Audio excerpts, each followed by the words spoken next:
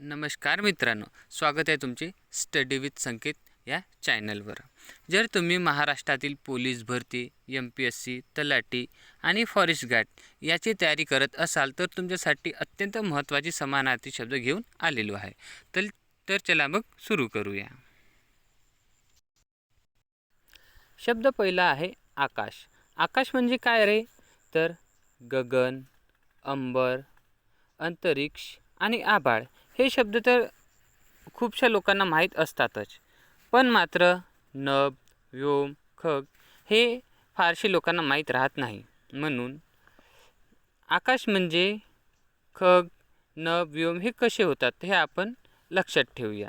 तर बघा, आकाशामधील जो अभ्यास करतो त्याला खगोलशास्त्र म्हणतात. तशा प्रकारे आपण हे आठवणी ठेवू शकतो. त्याच्यानंतर इथे आहे व्योम. व्योम हा आपल्याला यमसारखा शब्द वाटतो आणि यम हा कुठं असते तर तो आकाशामध्ये असते. अशा प्रकारे आपण माहीत ठेवू शकतो. व्योम हा शब्द यमसारखा वाटतो. हा मी तुम्हाला याच्यासाठी सांगत आहे की तुम्हाला हा शब्द माहीत ठेवण्यासाठी सोपे जावे. तसेच आकाश म्हणजे नभ हा एक त्याच्या समानार्थी शब्द आहे. त्याच्यानंतर आहे आठवण. आठवण तर बघा, स्मरण. स्मरणमधील मरण असा शब्द आलेला आहे. तर एखादी व्यक्ती मरण पावला तर आपल्याला त्याची काय येते? आठवण येते. अशा प्रकारे आपण हे स्मरण आठवणी ठेवू शकतो. त्याच्यानंतर आहे स्मृती. स्मृती जर एखाद्याची स्मृती हरवली तर त्याला काही नाही राहत, तर आठवण काही राहत नाही. अशा प्रकारे आपण हे शब्द माहीत ठेवू शकतो. त्याच्यानंतर आहे आदित्य. आदित्य म्हणजे सूर्य, रवी, भानू, भास्कर, सवितृ आणि मित्र. तर आदित्य हा आपला काय आहे? मित्र आहे. तसेच सूर्य म्हणजे आदित्य हे आपल्याला आठवणीत ठेवावे लागेल. त्याच्यानंतर रवी आणि बघा भानू. जर आपण जेव्हा सकाळी सूर्य उगवतो तेव्हा आपल्याला काय येते? भान येते. अशा प्रकारे आपण हे माहीत ठेवू शकतो. त्याच्यानंतर भास्कर आणि सवितृ. शब्द आहे आता आरसा. आरसा म्हणजे दर्पण. हे तर माहीतच आहे, आरसा म्हणजे दर्पण. पण मुखमणी हे आपण कसे माहीत ठेवणार आहे? तर बघा, सकाळी आपण झोपेतून उठलो तर सर्वात पहिले आपण आपलं मुख कुठं बघतो? तर आरशात. अशा प्रकारे आपण मुखमणी म्हणजे आरसा हे शब्द माहीत ठेवू शकतो. त्याच्यानंतर समोरचा शब्द आहे आनंद. आनंद म्हणजे हर्ष, मोद, तोष, संतोष आणि आनंदोत्सव. आनंद म्हणजे आनंद उत्सव माहीत ठेवणं काही खूप मोठी गोष्ट नाही, कारण की आनंद हा आनंदोत्सवमध्ये आलेला आहे. त्याच्यानंतर आहे हर्ष आणि मोद. मोद आपण हे कसे आपले जे पंतप्रधान आहे मोदी यांच्यावरून माहीत ठेवू शकतो, कारण की मोदीजी निवडून आले तेव्हा त्यांना काय झालं? खूप आनंद झाला. त्याच्यानंतर तोष आणि संतोष हे दोन्ही, संतोष म्हणजे आनंद आणि संतोषमध्येच तोष आलेला आहे. अशा प्रकारे आपल्याला हे शब्द माहीत ठेवता येईल. त्याच्यानंतर आपण बघू समोरचे शब्द.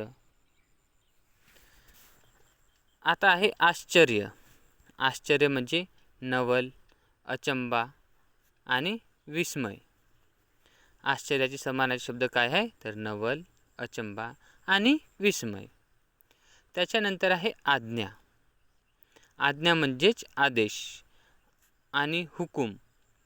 हे तर सर्वांना माहीतच आहे की आज्ञा म्हणजे आदेश आणि हुकूम होतं. पण फरमान हे थोडं अवघड आहे. तर हा फरमान शब्द आपण बहुतेक ऐकलेला आहे मूवींमध्ये. मूवीमध्ये एखादी फरमान काढते म्हणजेच काय काढते? आज्ञा काढते.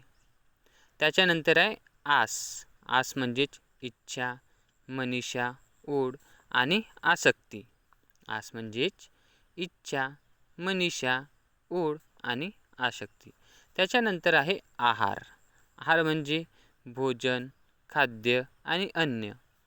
आहार म्हणजेच भोजन, खाद्य आणि अन्न. त्याच्यानंतर आहे आयुष्य. आयुष्य म्हणजेच जीवन, हयात आणि काळ. आता आपण सामोरे शब्द बघूया. आळस. आळस या शब्दाचे समानार्थी शब्द आहे कुसर, सुस्त आणि मंदपणा. समजा आपल्या शरीरामध्ये सुस्ती वाटून राहिली तर आपण दिवसभर काय करून झोपून राहून, आणि आपण झोपून राहिलं तर आपल्याला कोणी काय म्हणणार आहे, आळशी. म्हणून आपण सुस्ती म्हणजेच आळशी अशा प्रकारे माहीत करून ठेवू शकतो. आणि मंदपणा म्हणजेच आळस हे सारखंच आहे. आता बघा कुसर. तर आळस म्हणजे कुसरसुद्धा होते. त्याच्यानंतर आहे आई. आई म्हणजे माता, जननी, माऊली, माय आणि जन्मदात्री. आई म्हणजे माता, जननी, माऊली, माय आणि जन्मदात्री. तसेच आदर. ज्याचा आपण आदर करतो त्याला मान देतो, सन्मान देतो, आणि तो आपल्यासाठी कसा असते, पूजनीय असते. म्हणून पूज्यबुद्धी हे याचे समानार्थी शब्द झाले. बघा मित्रांनो, हे जे शब्द आहे मी हे मागील वर्षाचे जे पेपर झाले त्याच्यामधून हे काढलेले आहे, आणि हे खूपदा रिपीट झालेच आहे आणि आणखीन समोर होणारच. म्हणून तुमच्यासाठी पेपरमध्ये अत्यंत महत्त्वाचे आहे. मित्रांनो, हे होते आजचे महत्त्वपूर्ण शब्दार्थ. असेच नवीन नवीन शिकण्यासाठी चॅनलला सबस्क्राईब करा आणि लाईक करायला विसरू नका. आपण भेटूया पुन्हा पुढच्या क्लासमध्ये.